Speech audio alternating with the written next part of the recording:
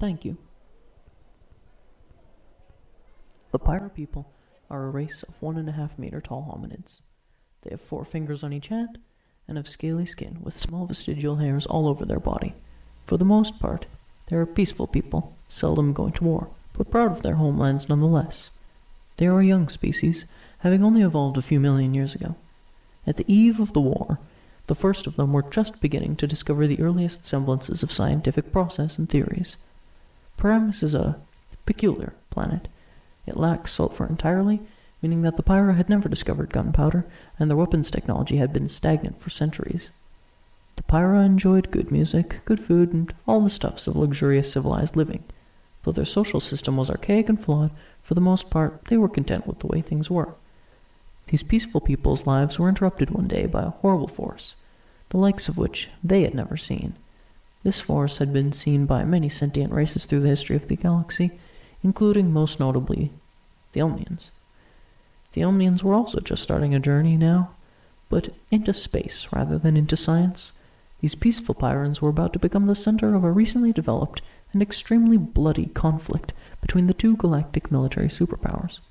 Since then, these superpowers, namely the Omnians and the Conclave, have clashed on many worlds.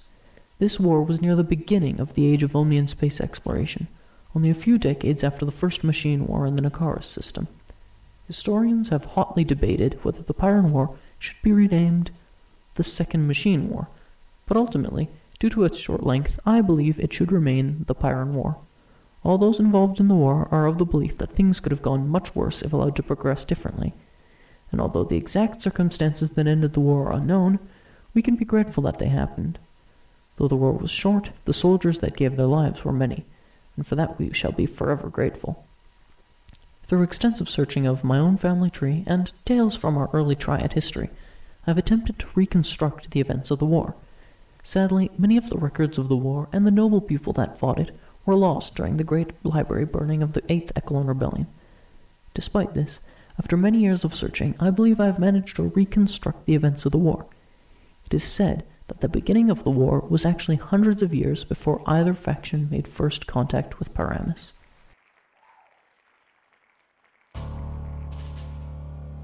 This was the introduction for a speech given by Pyran survivor Jai Zuck at a summit 200 years after the war had finished.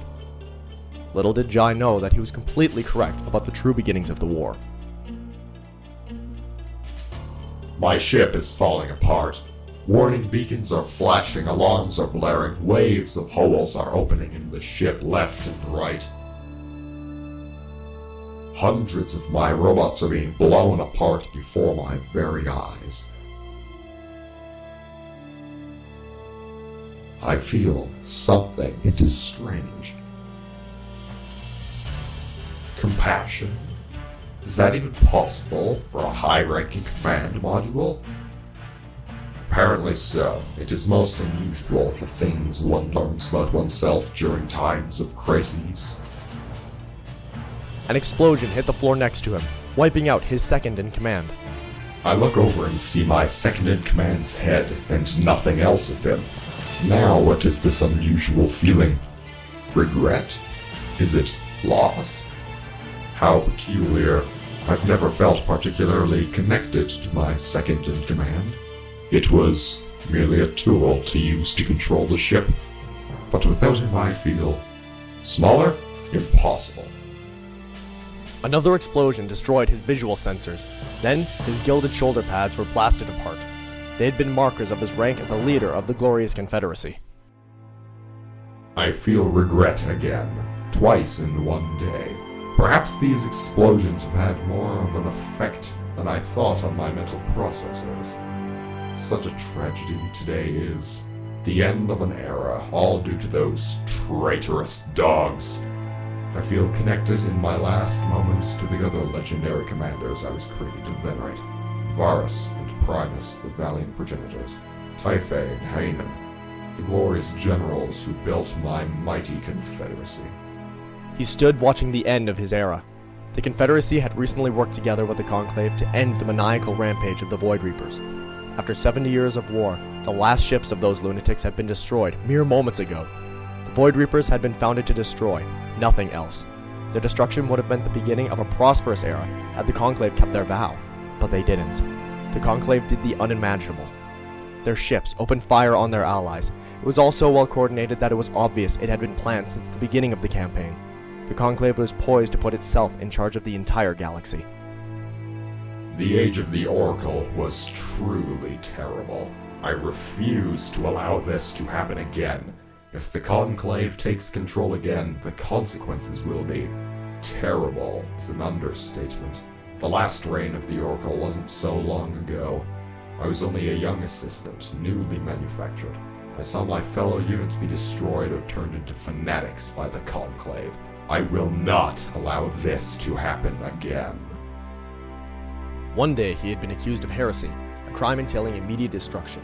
His comrades had been taken in to be questioned, and they all broke, revealing their deepest treasons. But he had been unbreakable. Upon his release from the prison, he had become an ally of Tai Fei and plotted to be freed from the Conclave. He was one of the rebels who helped Hanan escape from the largest prison of the First Conclave. He had been one of the Ford who originally formed the Confederation. There had been millions of Confederates at the beginning. They had rebelled with serendipitous timing, as simultaneously the Void Reapers had unleashed a horrible phage, which wiped out many of the armies that the Conclave had sent after the newly formed Confederation, and had bought them the time that they needed to form an empire of their own. The First Conclave had been destroyed between the phage and the rebellion. Such a glorious time it had been, but when the Void Reapers struck again with their nonsensical violence, always seeking to destroy. In the wreckage of their capital city, the mighty Confederacy had been forced to align themselves with this reincarnation of their worst enemy, the Second Conclave. And now, they had won the wars. Their armies were vulnerable, and as always, the Conclave took advantage of the weakness.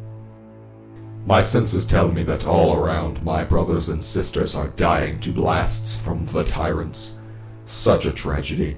Explosions destroy their valuable bodies and minds. Not only is my body breaking, but my mind is as well.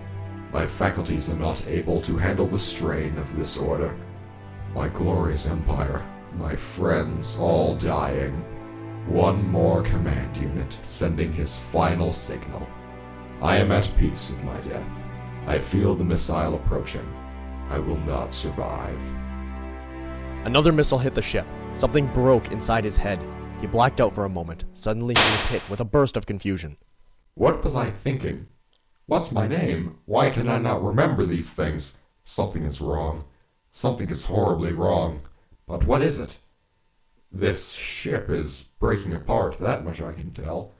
If only I could remember what it was. Maybe, just maybe I can save this ship and save myself. But I cannot see. Why can I not see? He felt his way over to the main control panel. Why does this have so many buttons? I cannot remember what any of them do. Damn! I can't remember why I am fighting. But I must keep fighting. There is no other way for me to survive. He frantically pressed all the buttons. He knew that if one did something bad, it couldn't make the situation worse, so he pressed all of them except for one. He could feel it was bigger than the rest and under a glass casing. That one! It must be that one! A warning blared. Self-destruct sequence initiated. That can't be good. Maybe I was wrong about nothing being worse. Another explosion tore through his ship. Then, all noise stopped. The world disappeared for him. His systems recognized what was happening and put him into sleep mode.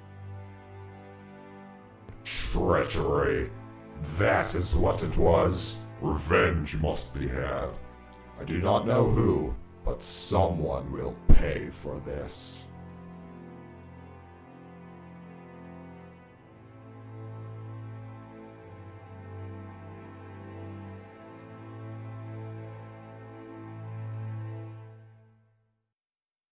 This has been episode 1 of the Clash series. If you enjoyed this story, hit the like and subscribe buttons. If you have suggestions, tell us in the comments, it really helps. More episodes will be released every Friday, so subscribe for more.